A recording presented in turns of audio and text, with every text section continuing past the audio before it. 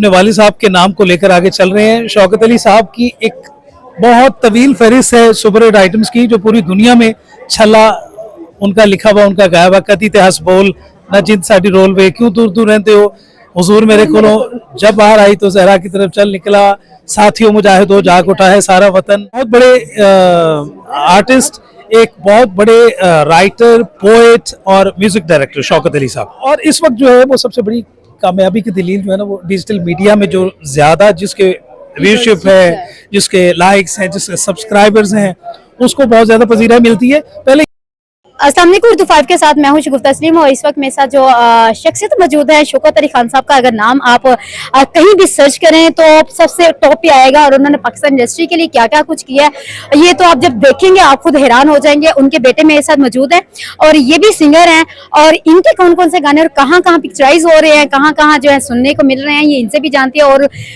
इनके जो फादर हैं शौकत अली खान साहब, उनके गाने कौन कौन से हैं कुछ वो भी सुनेंगे, और किस किस के साथ काम किया, ये सारी चीजें इनसे जानती है। अस्सलाम वालेकुम। वालेकुम जी, मैं हूं इमरान शौकत अली, और हमारे लिए बड़े फख्र की बात है कि हम एक ऐसी शख्सियत की औलाद हैं। मैं मोहसिन शौकत अली, अमीर शौकत अली, तीनों भाई अपने वालिद साहब के नाम को लेकर आगे चल रहे हैं। शौकत अली साहब की एक बहुत तवील फहरिस्त है सुपर हिट आइटम्स की, जो पूरी दुनिया में छला उनका लिखा हुआ, उनका गाया हुआ। कद इतिहास बोल न जिंद साडी रोल वे, क्यों दूर दूर रहते हो हुजूर मेरे कोलो, जब बाहर आई तो जहरा की तरफ चल निकला, साथियों मुजाहिदो जाग उठा है सारा वतन, ए दुश्मन दी तूने किस कौम को ललकारा, झूठ बोलनी है झूठिया काशवानी है हमसे तो तुमको जिद। यानी मैं अगर इसकी कंटिन्यूटी जारी रखूंगा तो हमारा टाइम जो है ना वो कम पड़ जाएगा। एक बहुत बड़े आर्टिस्ट, एक बहुत बड़े राइटर, पोएट और म्यूजिक डायरेक्टर शौकत अली साहब, वो एक ऐसा बड़ा हवाला है पूरी दुनिया में। उनके नाम, उनकी लेगेसी, उनके काम को लेकर हम लोग चल रहे हैं, और आपकी दुआएं और आपकी मोहब्बतें चाहिए। अल्हम्दुलिल्लाह काम चल रहे हैं। आप लोगों को ये बताऊं कि ये हमारे चैनल के तवज्जुह से आपको इतने इतने हीरे जो है नजर आएंगे, क्योंकि वो हीरे हैं जो बैक पे होते हैं लेकिन पता नहीं होता। लेकिन आज हम इनको तराशा तो पहले से अल्लाह पाक ने इनको है, लेकिन हम आपको दिखाएंगे। तो आपके कौन कौन से जो है गाने जो है आए हैं? जी, मेरे 2 एल्बम जो हैं वो यूके में, इंग्लैंड में हाईटेक म्यूजिक कंपनी ने रिलीज किए हुए हैं। एक गाना मेरा बहुत पॉपुलर हुआ था, मंगेतर रन्ना डाटियां ते जाने कमजोर, मंगेतरा दी मत बच गई, वो बी फॉर यू, बैकटोन, और जितने भी हमारा जो एशियन चैनल्स हैं उन पे वो टॉप 10 पे नंबर 1 रहे हैं तकरीबन 1 साल। और ये भी मुझे एक फख्र हासिल है कि वो शौकत अली साहब का लिखा हुआ और उनकी कॉम्पोजिशन थी, जो मैंने ही उनसे रिक्वेस्ट की। जिस तरह मैं वलायत का आ गया उनका, वो भी 1973 का बहुत बड़ा सुपर आइटम था, तो ये भी उन्हीं का लिखा हुआ आइटम था, जो अल्हम्दुलिल्लाह जो मेरे नसीब में हुआ। और आगे भी इंशाल्लाह ताला बहुत से प्रोजेक्ट्स हैं जो भी चल रहे हैं जी। आपने पाकिस्तान छोड़ के इंग्लैंड, ये क्या बात?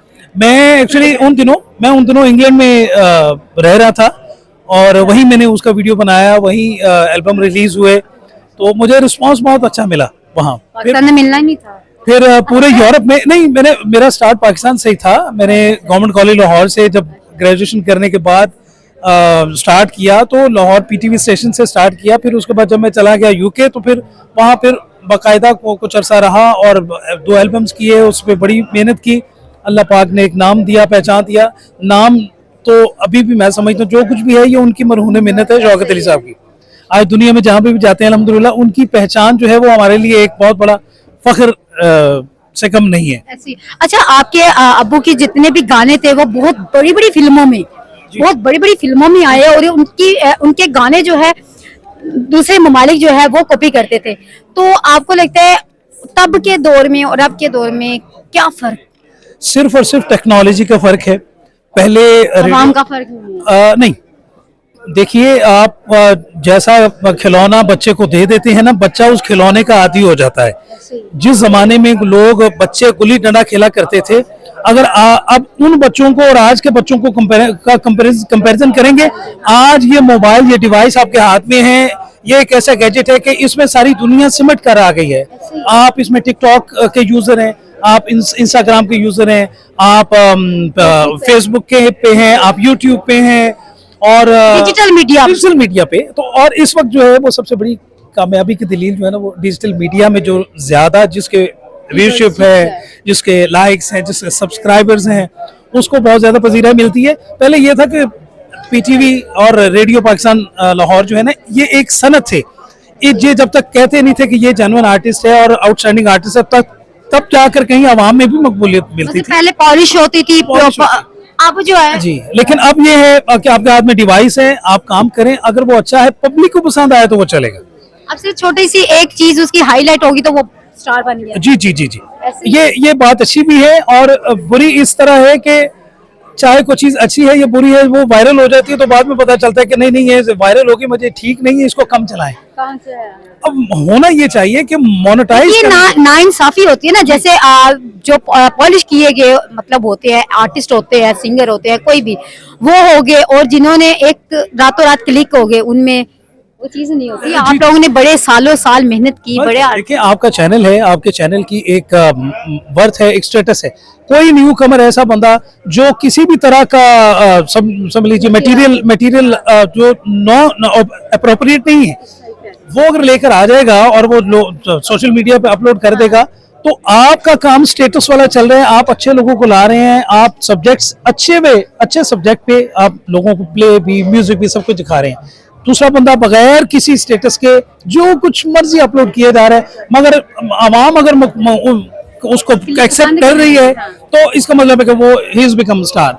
ये जरूर में एक लम्हा फिक्रिया है कि आप खुदारा कोई ना कोई ऐसा मीडियम उसको रखें जो मोनेटाइज करे, जो इस बात की पॉजिटिविटी दिखानी चाहिए, जो उसमें पॉजिटिविटी नजर आए, अथॉरिटी हो जो उसको वेरीफाई करे।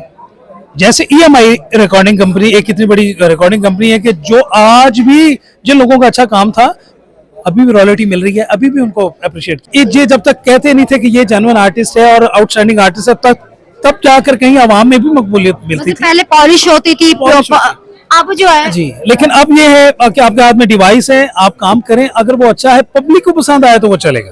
अब सिर्फ छोटी सी एक चीज उसकी हाईलाइट होगी तो वो स्टार बन गया। जी जी जी जी, ये बात अच्छी भी है और बुरी इस तरह है कि चाहे कोई चीज अच्छी है या बुरी है, वो वायरल हो जाती है तो बाद में पता चलता है कि नहीं ये वायरल होगी, मुझे ठीक नहीं है, इसको कम चलाएं। अब होना ये चाहिए कि मोनेटाइज ये ना इंसाफी होती है ना, जैसे जो पॉलिश किए गए मतलब होते हैं, आर्टिस्ट होते हैं, सिंगर होते हैं, कोई भी वो हो गए और जिन्होंने एक रातों रात क्लिक हो गए, उनमें वो चीज नहीं होती। आप लोगों ने बड़े सालों साल मेहनत की, बड़े देखिए आपका चैनल है, आपके चैनल की एक वर्थ है, एक स्टेटस है।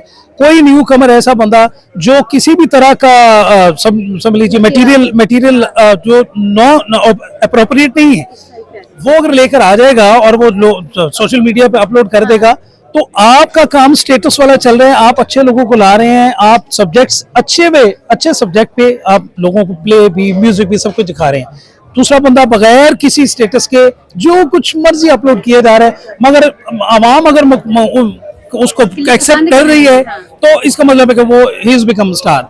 ये जरूर में एक लम्हा फिक्रिया है कि आप खुदारा कोई ना कोई ऐसा मीडियम उसको रखें जो मोनेटाइज करे, जो इस बात की पॉजिटिविटी दिखानी चाहिए, जो उसमें पॉजिटिविटी नजर आए, अथॉरिटी हो जो उसको वेरीफाई करे। जैसे EMI रिकॉर्डिंग कंपनी एक कितनी बड़ी रिकॉर्डिंग कंपनी है कि जो आज भी जिन लोगों का अच्छा काम था अभी भी रॉयल्टी मिल रही है, अभी भी उनको अप्रिशिएट किया जा रहा है। तो होना चाहिए। बहुत शुक्रिया जी, बहुत शुक्रिया, थैंक यू।